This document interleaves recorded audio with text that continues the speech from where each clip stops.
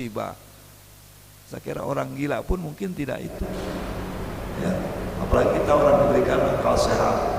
Semuanya adalah hidup itu untuk menghindarkan kesulitan atau islah al-masyaqqat atau halul mushkilah. Itu salah satu fungsi agama yang paling penting adalah bagaimana kita memecahkan kesulitan itu. Nah, Allah Subhanahu wa taala melalui para nabinya memberikan solusi yang sangat lengkap. Kalau pilar-pilar ini adalah kita pelihara, maka kesulitan itu tidak akan terjadi. Hadirin jamaah pengajian yang kami muliakan, kita diberi hidup itu adalah sebagai amanah. Hidup itu adalah amanah. Berarti dari mulai ujung kaki kita sampai ujung rambut itu amanah. Di ar-ra's amanatu, al-yadu amanatu, al-batnu amanatu, al-rijlu amanatu. Semua itu amanah. Karena ini sebuah amanah, maka perlu dijaga. Mengapa harus dijaga? Seperti tadi, jangan terjadi bencana, jangan terjadi malapetaka, jangan terjadi kesulitan. Jadi bencana kesulitan itu adalah sesungguhnya kembali kepada diri kita. Dhahral fasad fil barri wal bahri bima kasabat aydin nas. Kata Allah, timbulnya bencana di alam dunia itu bima kasabat aydin nas. Karena manusia sendiri yang melakukannya kadang-kadang tidak terasa. Tidak terasa. Bahkan Fir'aun sendiri mengatakan yang buat kerusakan Musa, maka yang buat bencana kan Fir'aun sendiri. Tapi yang ditulis siapa? Ini Musa buat bencana.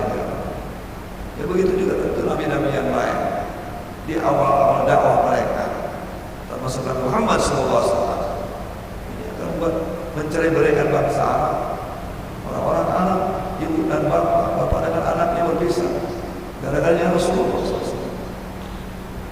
Nah, kalau kita melihat seperti itu, sepintas iya juga. Oleh karena itu, kita harus selalu ingat, waspada bahwa semua yang diberikan oleh Rasulullah, semua ajaran Allah dan Rasulullah adalah untuk mengatasi kesulitan masyarakat dan sesuai dengan kodrat naluri manusia. Karena agama adalah fitrah. Agama itu fitrah. Artinya tidak ada satu ajaran agama pun yang tidak cocok dengan kehidupan manusia. Silakan Bapak teliti. Ada enggak ajaran agama kita yang tidak cocok dengan keinginan kita? Sama semua. Ingin selamat? Iya. Ingin kaya? Iya. Dan tidak dilarang. Ingin pintar? Iya. Nah, mana ada orang yang bodoh? Dan mana ada orang-orang ingin miskin? Kan semuanya ajaran agama itu. Sehingga ada zakat, ada haji. Kan zakat tidak mungkin bisa zakat kalau nggak punya duit, nggak punya nisab gitu. Nah, yang dari masyaqqat atau daruriyat yang paling prinsip itu ada 5. Yang pertama hifdzuddin. Yang paling pertama. Hifdzuddin, memelihara agama dalam artian secara sempurna, kafah. Nah, kalau agama hanya ditafsirkan sekadar sholat gitu, bisa baca ngaji atau pergi haji, saya kira terlalu sempit itu. Agama udhulu fisini kafah, dalam sholatnya, dalam puasanya, dalam zakatnya, dalam ekonominya, dalam rumah tangganya, dalam pendidikannya, itu semuanya harus kafah. Ya, yang ini mungkin yang sehingga agama tidak terasa, tidak dirasakan langsung oleh pemeluk agama itu sendiri, karena kita memandang agama itu parsial, bagian-bagian kecil saja. Kalau sudah sekian kali haji, ya udah bangganya kayak apa. Aku sudah 30 kali haji gitu. Nah itu kan. Tapi bagaimana di bidang-bidang lain yang dianggap mungkin kecil. Nah itu. Jadi kalau agama ini tidak dijaga, terjadi bencana. Alhamdulillah ya kita di Indonesia walaupun berbeda agama kan sudah diikat, tidak saling menyalahkan, tidak saling memusuhi. Nah ini satu rahmat Allah ya. Hanya kita bagaimana aplikasinya saja. Tapi kita sudah punya rambu-rambu yang kuat agar tidak terjadi perbedaan agama menjadi sebuah permusuhan dan malah petaka bencana. Subhanallah, naudzubillah. Dan banyak hadis-hadis yang menerangkan tentang itu. Man adzadimiyan faqad adzani. Orang di luar agama, tetangga kita, ya tidak boleh kita sakiti, tidak bisa. Sampai kata faqad adzani, nyakiti aku sama. Padahal berbeda keyakinan agamanya. Jadi agama itu bingkai untuk menghindarkan kesulitan, masyaqqah, daruriyat. Yang kedua,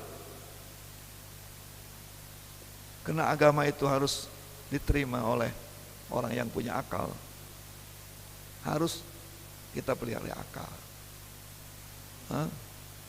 Akal kita harus dijaga, dibersihkan, harus dicuci otak, ya. Karena otak ini bisa berlogika, walaupun salah bisa jadi benar gitu. Bagaimana kita berpikir benar? Seandainya kita berpikir benar sesuai dengan metode berpikir, kita mempelajari bagaimana cara berpikir, apa berpikir itu apa. Tapi seandainya tidak ditemukan, maka di atas agama tetap kembali kepada agama. Di atas akal itu agama. Terus agama, Allah tidak pernah disebutkan akil, tapi wa fawqa kulli dzi ilmin alim. Allah itu maha alim, maha mengetahui. Ya.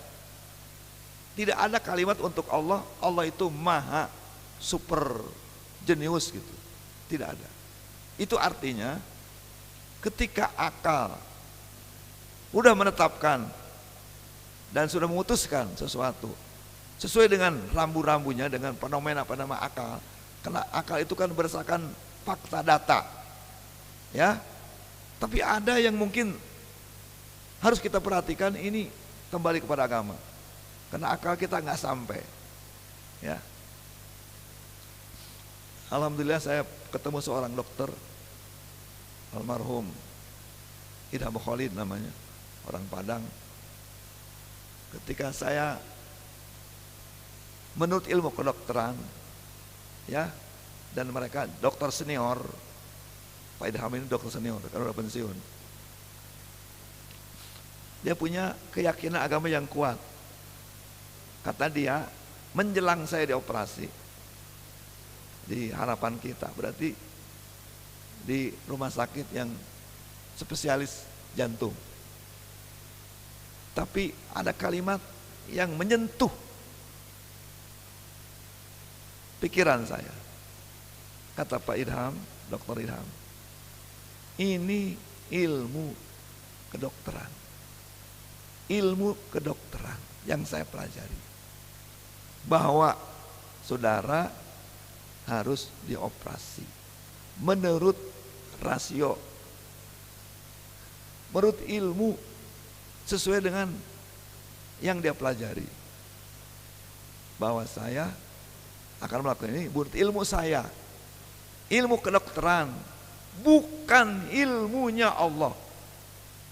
Ini kata dokter, bukan ilmunya Allah, kata dia. Saya terperanjat, kok dokter sampai ngomong begini, kan dia ahli spesialis jantung.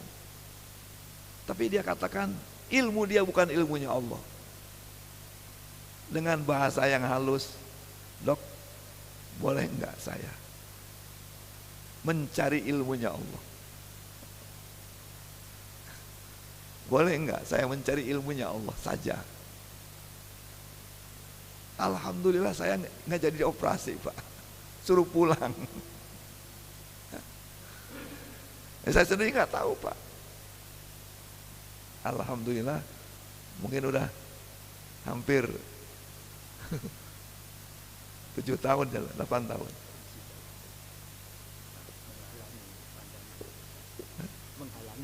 Oh iya. Makasih. Begitu, Pak. Ini pengalaman pribadi saya.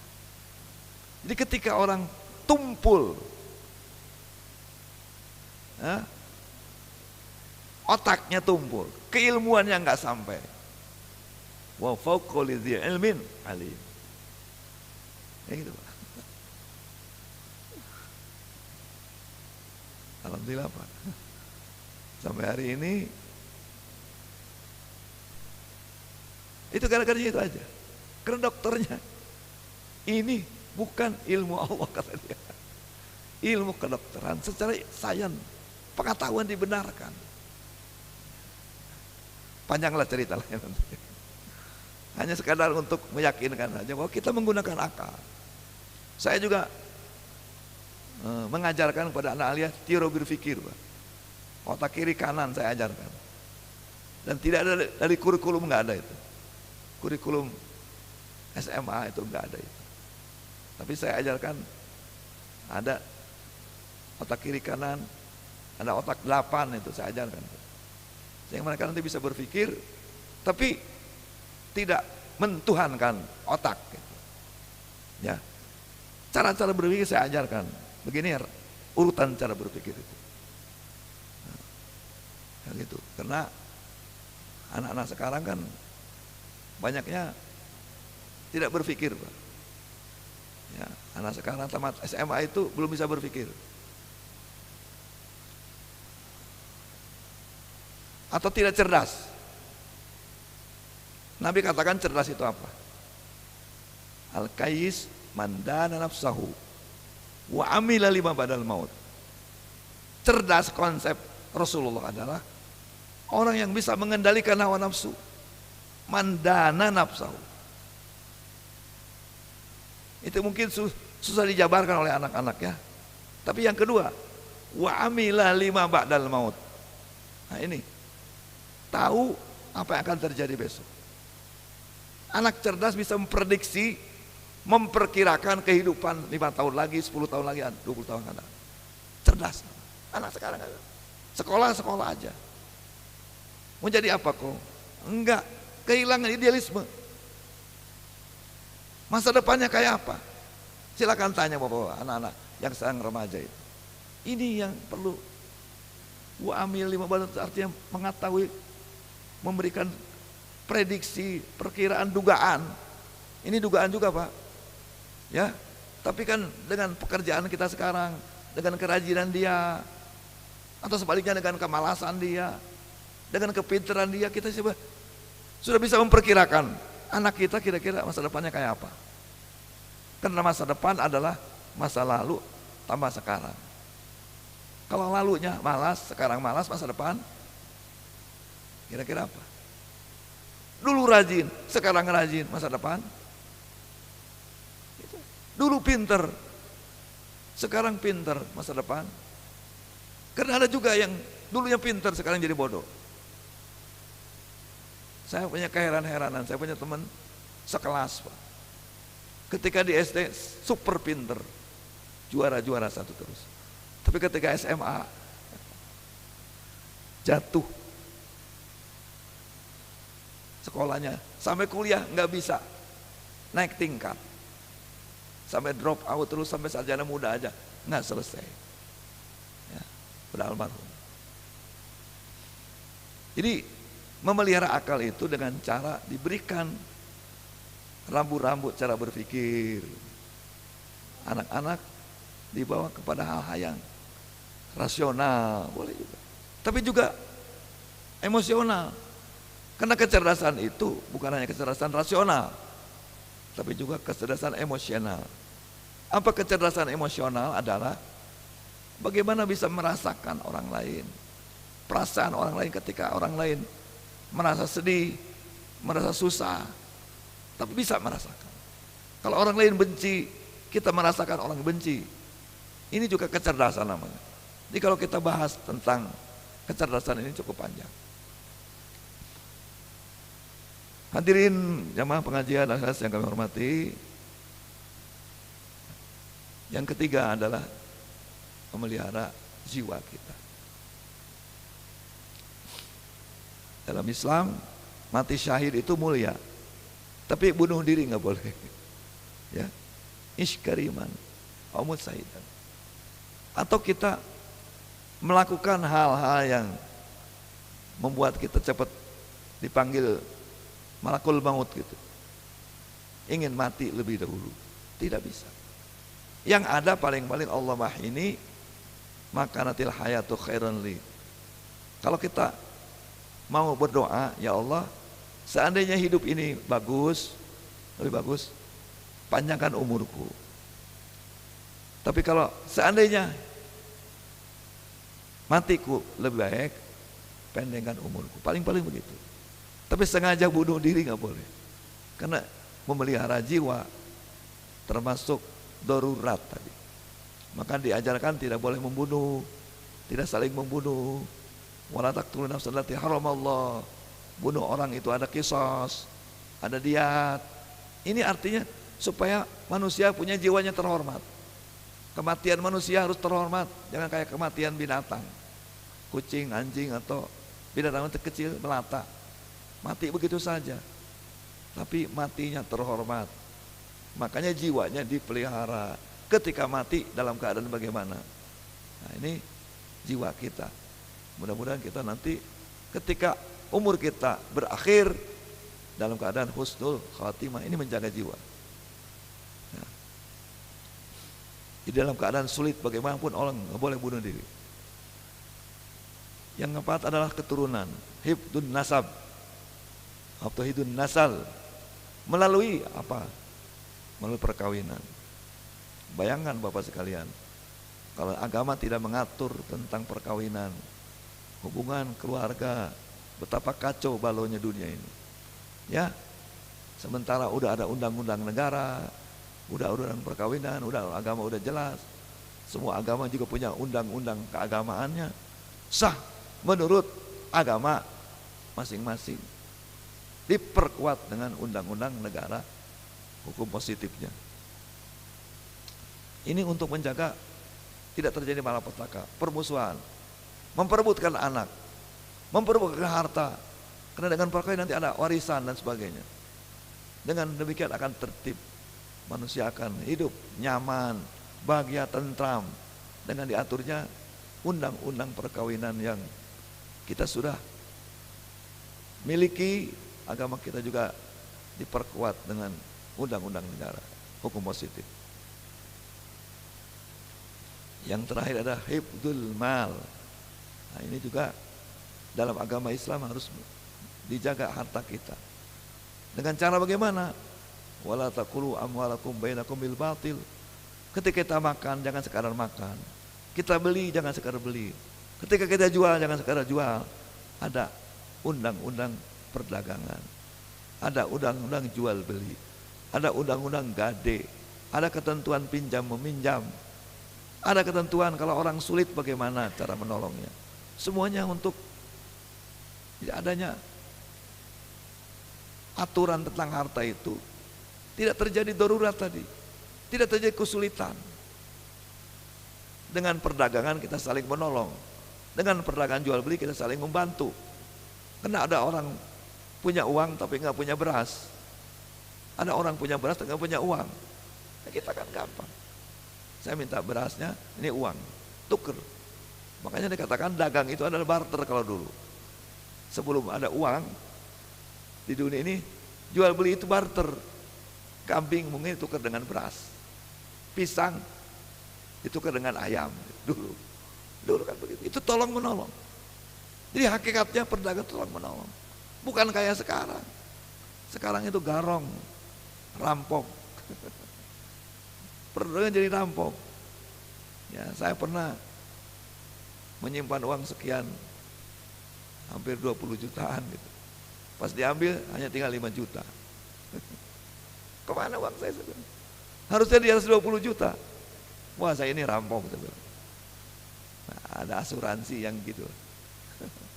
Dulu saya ikut asuransi. Tapi ternyata peraturannya saya tidak cocok. Ya. Karena doror, ada kesulitan, ada yang merugikan. Islam prinsipnya tidak saling merugikan. La dororo wala diror. Jangan merugikan orang lain, jangan juga merugikan kita semuanya. Jadi saling menguntungkan. Prinsip perdagangan dalam Islam adalah saling menguntungkan. Bapak dan jamaah pengajian yang hormati, saya kira itu yang saya sampaikan. Kebetulan saya hampir 1 bulan lebih, suara saya ini belum normal. Ini udah mulai sulit ngomong. Sekian, mohon maaf, kurang lebihnya. Selamat bekerja, selamat beraktivitas sesuai dengan bidang masing-masing. Wassalamualaikum warahmatullahi wabarakatuh.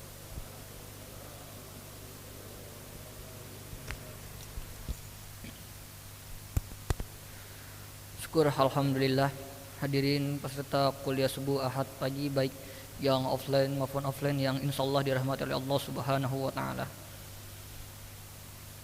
Akhirnya telah selesai agenda kuliah subuh Ahad pagi pada hari ini yang telah disampaikan atau telah dilaksanakan oleh guru kita Dr. Andes Kiai Haji Salahuddin Habsyah MA. Insyaallah ilmu yang telah beliau sampaikan, materi yang telah beliau sampaikan bermanfaat untuk kita dan bisa kita terapkan dalam kehidupan sehari-hari. Saya selaku MC